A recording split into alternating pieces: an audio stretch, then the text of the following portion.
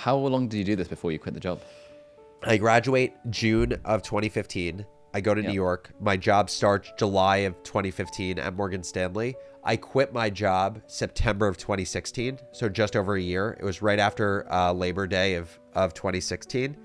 And the reason I quit was basically Austin, as I had mentioned, he's 2 years younger, and he had his junior year internship. He got an offer to work in investment banking, and he now had to make a decision basically 2 years after me. Was he going to go full-time into investment banking or do morning brew? Like, there's a clear fork in the road. It was a fork in the road of, we're either going to go full-time on this thing or we're not. And if we don't go full-time on this thing, like, it's either going to stop or it's going to just be kind of like a shell of itself.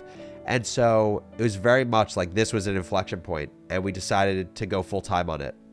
And I think we had different reasons for going full-time on it. And for me, the reason I went full-time was a fewfold. I thought about things in terms of regret. What would I regret more?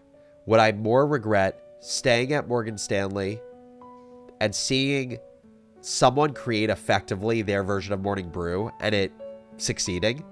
Or would I more regret leaving Morgan Stanley, doing morning brew, and morning brew fails and I have to find a new job? And to me, the answer was obviously, when I answered that question, which is I would far more regret staying at Morgan Stanley and seeing someone succeed with their version of morning brew just because they risked their time when I wouldn't. That was the first way I thought about it.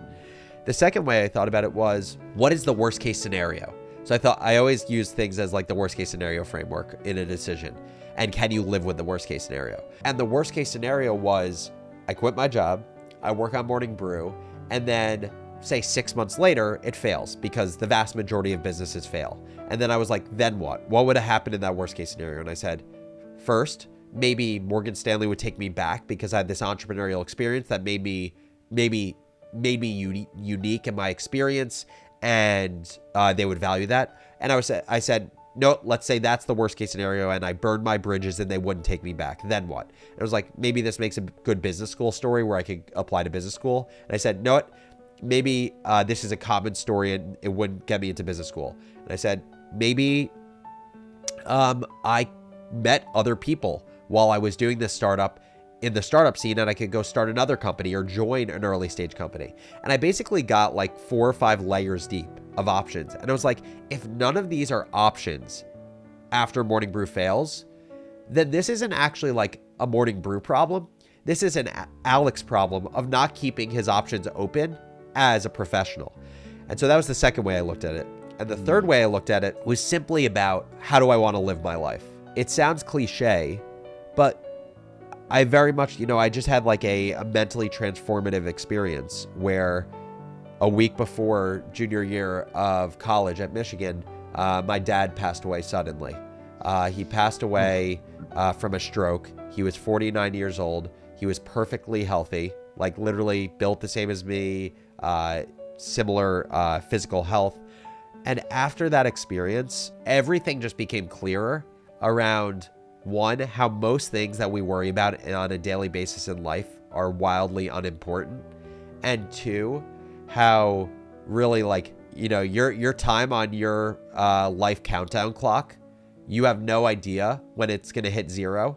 You look at the statistics and you hope that it's going to hit zero around, 80 years old or later, but you really have no idea. And basically I said to myself, if I knew my countdown clock was hitting zero tomorrow, what would I rather be doing with my time?